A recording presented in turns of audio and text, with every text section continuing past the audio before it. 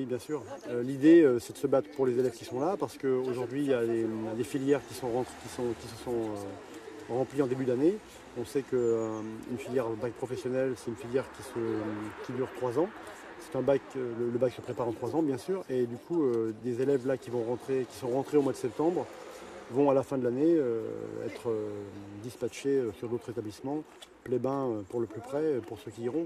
On ne sait pas si tout le monde ira, mais donc déjà assurer la fin le cursus, assurer la poursuite jusqu'à la fin du cursus de formation des élèves qui sont rentrés au mois de septembre, et puis pouvoir travailler sur des projets d'avenir pour recréer, remplir à nouveau des filières, pour refaire monter ces fameux effectifs qui sont la clé de voûte en fait d'un projet pérenne pour le lycée, quoi. Nous on pense que le lycée aujourd'hui effectivement en l'état, au vu des effectifs, sans doute on peut comprendre que les élus s'interrogent sur la faisabilité de maintenir ce lycée en activité avec si peu d'élèves. Sauf que l'historique, quand on regarde un peu ce qui s'est passé depuis 10 ans, depuis l'ancien projet de fermeture qui avait eu lieu il y a 12 ans, c'est que le rectorat a systématiquement freiné et fermé des sections qui ont été ouvertes ici.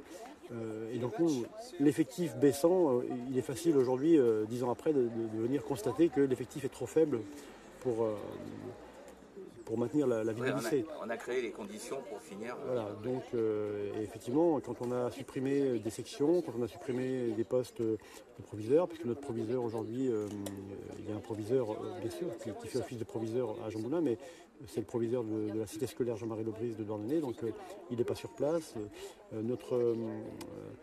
Notre chef de travaux, donc en fait directeur délégué à la formation professionnelle, est un enseignant qui est déchargé à mi-temps pour assurer cette fonction. Donc on a un peu déshabillé tous ces postes-là, ces postes clés.